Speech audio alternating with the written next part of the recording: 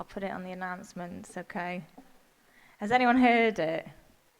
What a great song. And it came out last year from Coldplay and some of the people that I've not heard of. But it's just a phenomenal song, all about the fact that we pray. And these are probably would class themselves as non-religious people. But the whole song is when we are on our knees, when we're in desperation and all the stuff that's going on in the world, the human response is we pray. And so Coldplay's answer to the mess and the pain and the brokenness of the world is to pray. And one of the, I can actually just get the lyrics up on one of the slides. Here we go.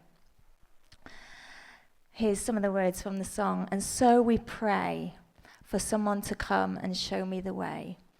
And so we pray for some shelter and some records to play. And so we pray. We'll be singing Barre. Pray that we make it to the end of the day. And I found this fascinating, that in this cultural moment where we're seeing, you know, the census data is telling us less and less people are going to church, less and less people are classing themselves as religious. The non-religious group in the census data in 2021 was the highest it's ever been. And yet, we just keep seeing more and more people. Their response is to pray. If we skip again for me, and again, Ollie. I'm going to just change a little bit because we've not had the video. Oh, yeah, stay on this one a sec. So this is the data from the 2021 census, but compared to 2001 and 2011. And we kind of know this story, don't we? We know that churches are being put for sale, and the attendance at churches and the no religion group, that red line, is steadily increasing. And yet, YouGov did a whole load of data in 2016, and amongst the non-religious group, so people that would classify themselves as non-religious, 1 in 4 of them still admitted that they prayed. 1 in 4 still turned to God to pray, even though they wouldn't say they'd have a religion. And the next, I think it's this one. Just over the last kind of couple of decades, the amount, again, this is our non-religious group. These artists wouldn't class themselves as part of a religion or anything.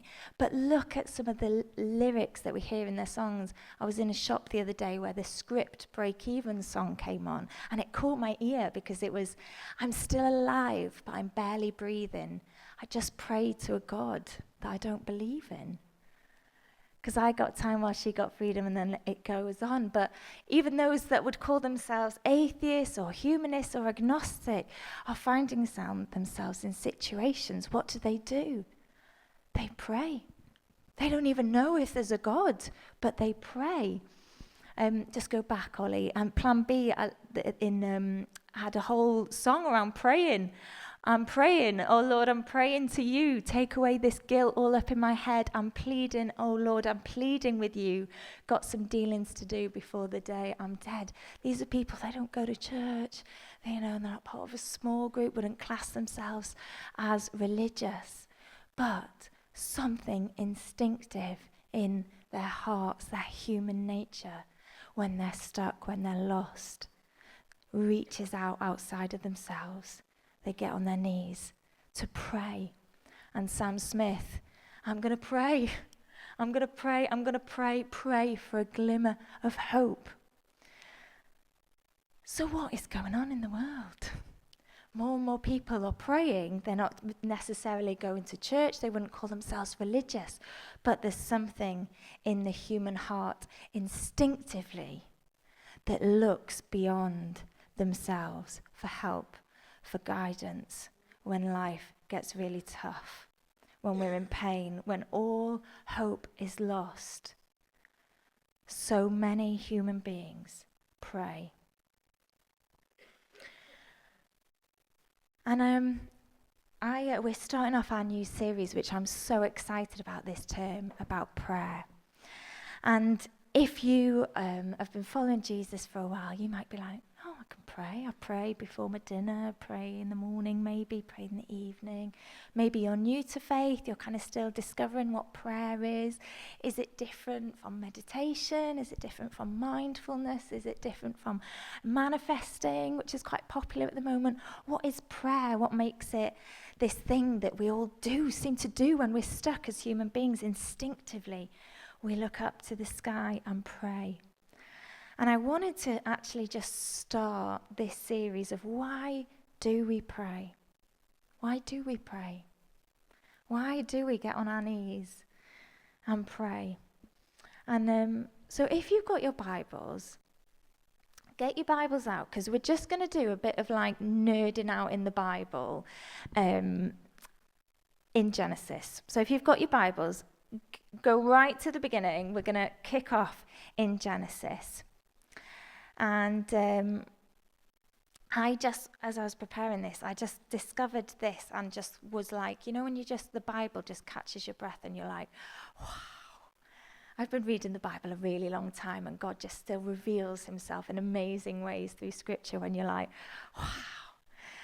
And so before we look at Genesis, we're just going to do a really quick crash course in Hebrew.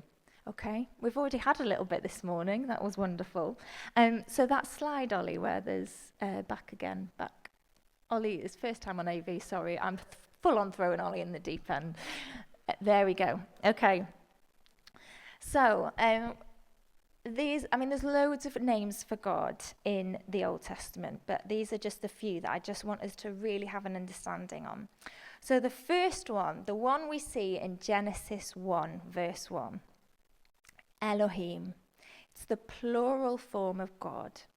And it's the word of God that really is his name to emphasize his majesty, his power. So in Genesis 1, verse 1, it says, in the beginning, God, the Hebrew is Elohim, Elohim created the heavens and the earth. Now the earth was formless and empty. Darkness was over the surface of the deep, and the Spirit of God, the Spirit of Elohim, was hovering over the waters. Now, first of all, that's fascinating, isn't it? That it's the plural, not the singular, that's used at the beginning. So it's already these little signs of like this relational God, this Trinitarian God, 3 in 1, Father, Son, Holy Spirit. It's not El, which is the singular version of Elohim. It's Elohim, the plural version of God. But it's quite a formal, all-powerful, all majestic name of God in Genesis 1. And then we go to Genesis 2.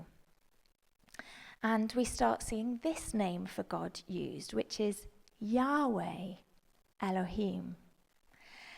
Now, Yahweh is the name, the personal name of God.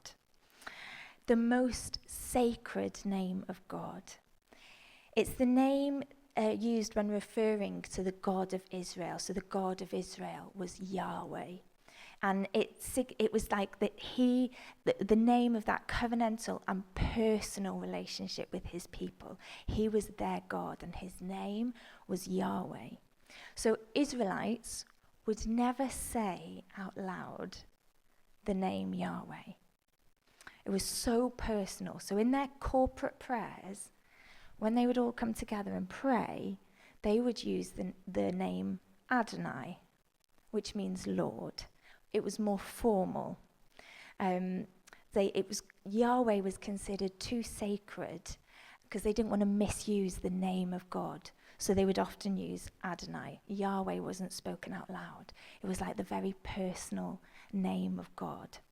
But in Genesis 2, it changes from just Elohim to Yahweh Elohim. Genesis 2, we get to see this more personal creation story start to play out. So in verse 4 in chapter 2, you'll see it says, "This is the account of the heavens and the earth when they were created, when the Lord God, Yahweh Elohim, made the earth and the heavens."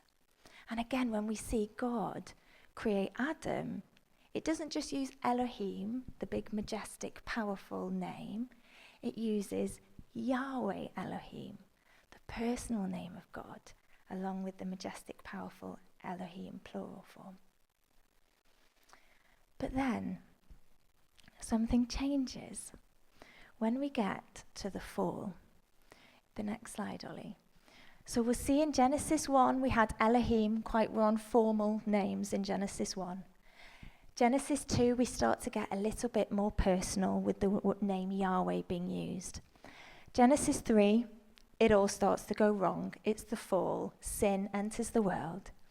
And then in Genesis 4, did you know Genesis 4 is the first time in all of Scripture that we see prayer? We see human beings praying. And it's right at the end of chapter 4, when Cain has murdered his brother Abel. And right at the end of chapter 4, we see, at that time, people began to call on the name of the Lord.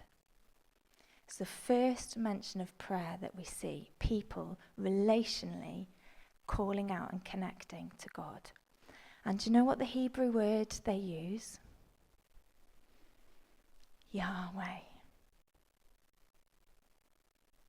The personal name of God. Not the Elohim, the formal, majestic, powerful God. Not Adonai, the Lord, kind of, that hierarchy sort of name. But we actually see in Genesis 4, they use the name Yahweh. It's that relational, nitty-gritty of life when you're on your knees calling out to God. You're on first name terms because our God created us for relationship.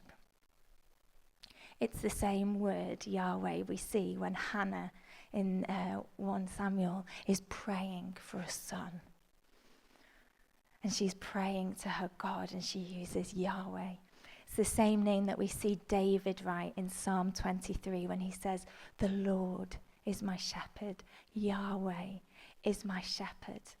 There's a closeness, not this distant God. Prayer is relationship. It's calling on the name of God. I just thought that was so beautiful. The first prayer we see in all of Scripture. And it's that heart cry to a personal, close, relational God. And I don't know about you, but there's something about prayer that is so instinctive when when I go for a walk on a beautiful day along Llanddwyn, and you see the forest, and you see the mountains, and the sea, and the beach, something in me just wants to give thanks. To give thanks to somebody. Now for me, it's like, it's God. I know there's a creator God, and I just thank him for this beauty. Something instinctive in me when our third son Joseph was born and he couldn't breathe and he was taken away and I hadn't held him and I didn't hold him for 4 days. And just instinctively my heart just cried out to God in prayer. That was just instinctively what I did in tears, begging God, could he please make him well? Could we take him home? It was that relationship that I could call on, that I couldn't do anything. Literally, I'd given birth. This baby had been rushed off to people that I had never met. No control. And what do? We pray. We ask God, this God who loves us, who created us. Yahweh. And when we have moments of just pure joy, I don't know about you, but sometimes, when you have moments in life where there's just like a lot of joy in the room, maybe it's like a family celebration or like going to see some music that's just like breathtaking with friends, or you're having when you've just got that sense of, oh, there's joy in this place, in this room with these people right now. And I just feel that sometimes, and I can't help but just rejoice. Thank you, God. Thank you, God, for your goodness, for joy, for friendships, for family. And we know that prayer isn't just isn't unique to Christianity. Tyler Staton in his book, Praying Like Monks, Living Like Fools, a brilliant book on prayer. He says by the time, this morning, whatever time it is, about 11:30, Catholics have recited the poetic prayer of the historic saints. Muslims have spread out their rugs and bowed their foreheads, began chanting the Quran. Jews have written pleas to Yahweh on small pieces of paper, rolled them up and wedged them into Jerusalem's Wailing Wall. Buddhists have meditatively emptied themselves, searching for an enlightened state of self-forgetfulness. Tibetan monks have spun a wheel that holds the weighted up pages of prayer journals. And somewhere, a staunch, convinced atheist in a hospital waiting room has buried his head in his hands and muttered a few desperate words to a God he doesn't believe is there to listen. Prayer is so instinctive to us as human beings that we see it in all religions across the world. So, we want to go deeper this term in prayer. And if we're honest, I've been a Christian quite a long time, and prayer's one of those really weird things. Does anyone just probably always feel like, I don't pray enough? Maybe that's just me. Or maybe there's something, you want to pray more, or you'd love to go deeper in prayer, but actually, how do we do that? And I don't know about you, one of the biggest things for me is time and busyness, and we want to pray, and it's like, pray at this time, and or we pray on the go, we pray in the car, we pray in the shower, we pray everywhere, don't we? Because it's that relationship with God, we can just chat to him anytime. But there's something about when we really carve out space to God and pray, that's not only our asking prayers, but when we really give him space to hear him as well, that really transforms. I think every single one of us probably, if we're honest, feel like we don't pray enough. We'd love to pray more. And I think there's loads of different reasons for that. Here's a few that Tyler Staton highlights. We pray because we feel like we're being naive. Am I being naive in prayer? Actually, does it make any difference? Well, should I bother? Does it change anything? We don't pray for fear of silence. What if I pray and nothing happens? What if I pray and the person doesn't get healed, or a person doesn't get a job, or things don't get better? I love the Bible's just so brutally honest about our relationship with God, isn't it? And I love when Job is just, ranting at God because he's really angry, and understandably he's had a lot gone wrong in his life. And Job cries out, "Who is the Almighty that we should serve him? What would we gain by praying to him?" Job's asking, this is this man of God, and he's asking, is it going to make any difference if I pray? Sometimes we don't pray for fear of selfish motives. Am I okay to ask God for this? I remember just before Christmas, I'm not good at the whole, asking God for a car parking space, because I'm always like, I'm not good, I'm not praying about that. That's far too selfish. There's far too much going on in the world. But this one time, just before Christmas, it had been 3 weeks since I'd ordered my father-in-law's Christmas present, and it hadn't arrived, and it was stuck in some depot in Llandudno, and I thought, it's never going to arrive, and they're big gifts people, so I thought this is going to be not good. And so on the way back from the school run, I thought, do you know what, I'm actually going to pray about this, even though it seems so stupid. So I was like, God, I know this is ridiculous, but please, please, please, could the not my Hermes, who was it? The other one, Yodel it was. Yodel, please, please, God, please, could this Yodel parcel turn up? I know it's ridiculous asking, but please. And it had been 3 weeks, and anyway, I got home, and Alan, we were just working away, and suddenly we got an email, and he was like, didn't know I'd been praying in the car on the way back from the school, and he'd got an email from Yodel saying, it's been delivered today. And 2 hours later, this parcel arrived. No, I have no idea, I don't know, but I prayed and something happened. And what I find is the more I pray, the more stuff happens. So I'm a bit of a, maths is my background, so I kind of I go off statistics quite a lot. And those are pretty good statistics for me. If you pray more stuff happens. Well, pray more then. But we pray, we stop praying sometimes because we fear the silence, we fear the selfish motives, or we fear, maybe particularly if we're new to faith, that we're doing it wrong.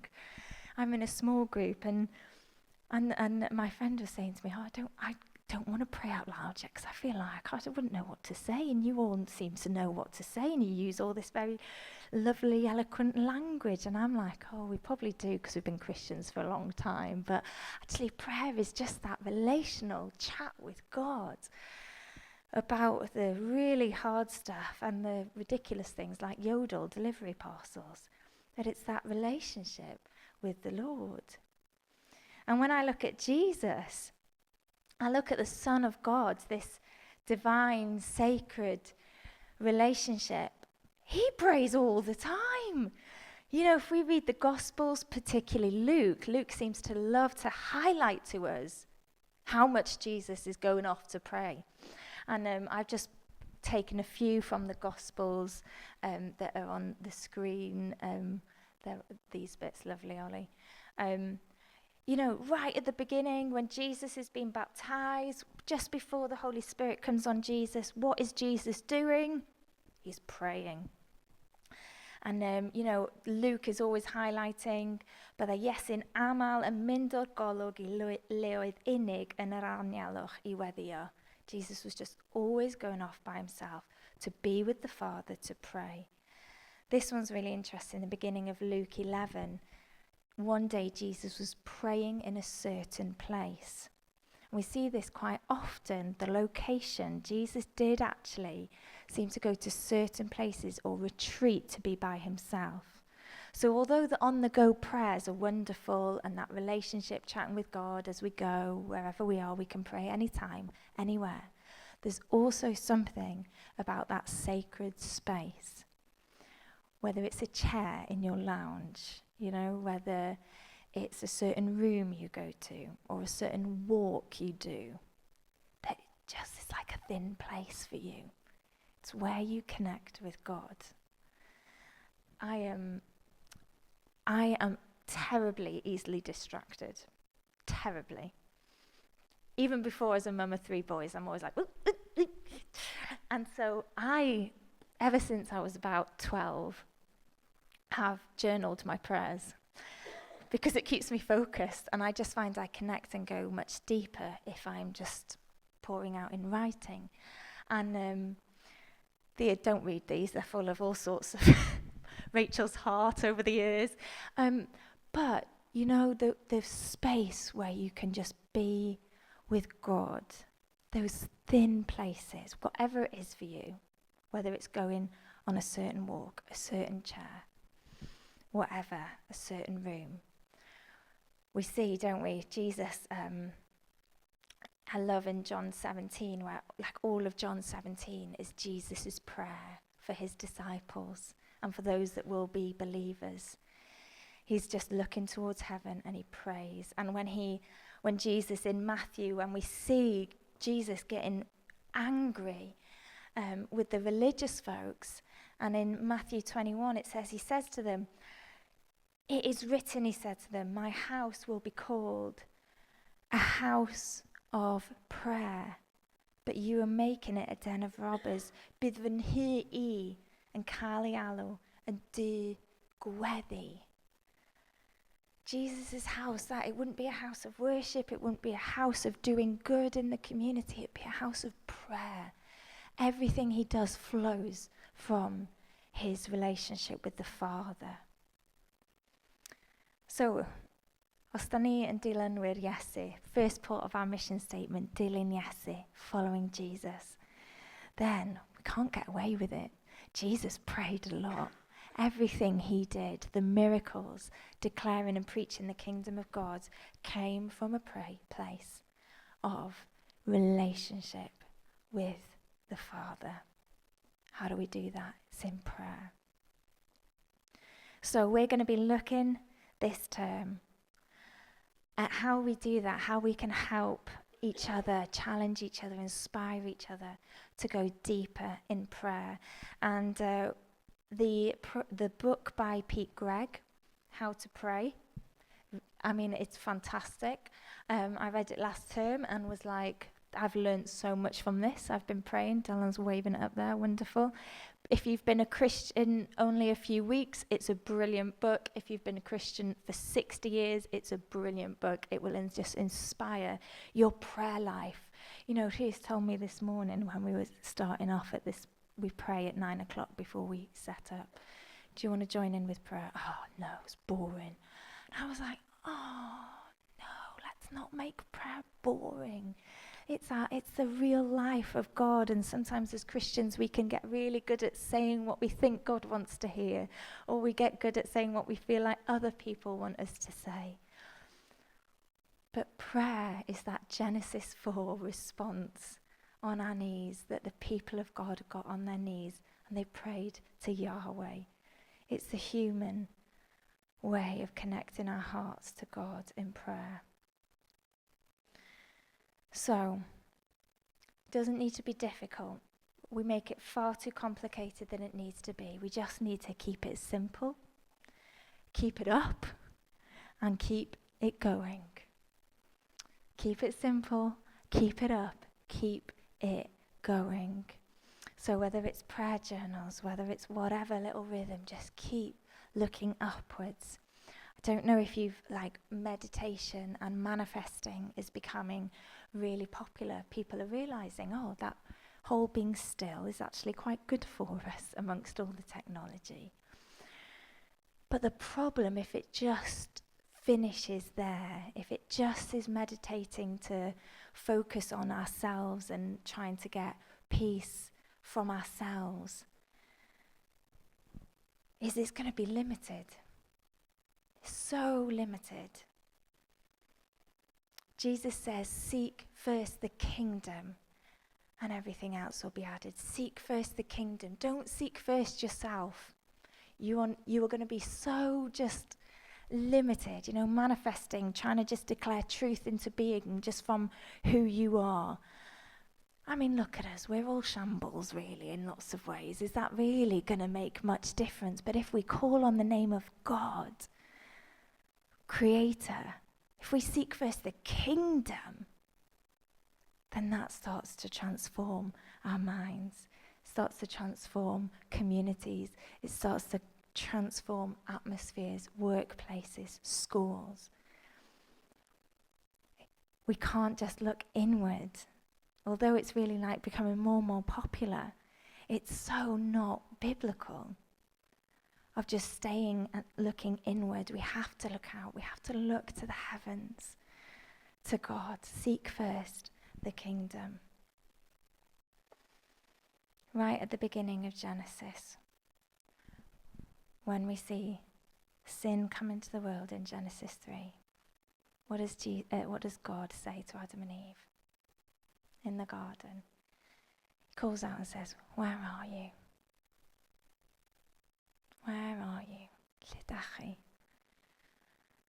And ever since then, it's been God's heart cry to connect with his people, to be their father, to be their creator, loving dad. Where are you? So, are we ready to go on this journey this term as we just go deeper in prayer? Keeping it simple, keep it up, keep it going. And we're going to be using the Pete Greig little model, which is, because it's quite helpful in English, it's pray. So pause, rejoice, ask and yield. So just a little helpful model, particularly if you're quite new to following Jesus, if you're a new Christian. We're going to be going through that to just help us go deeper. So I'm going to pray and we're going to worship. And I'd also love us just to end with a little bit of a good news story about some crazy prayer happening. But first, I just want us in our hearts to just receive that invitation from God. Where are you? So arglwydd. Da ni jyst eisiau agor ein calonnau, agor ein dyddiadur i ti. God, we want to open our hearts and open our diaries to you. To make space for you, to be with you. Our Father. We want to make space, God.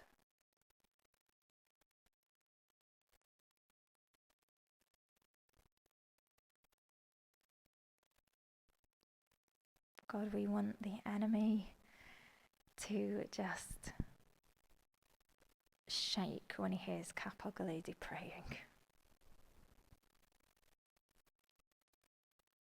That we would fully grasp the depth and power of our prayers.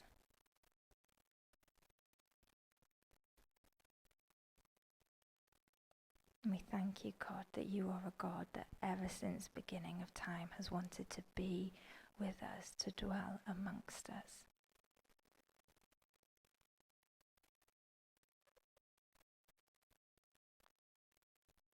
And so we pray and open our hearts to you.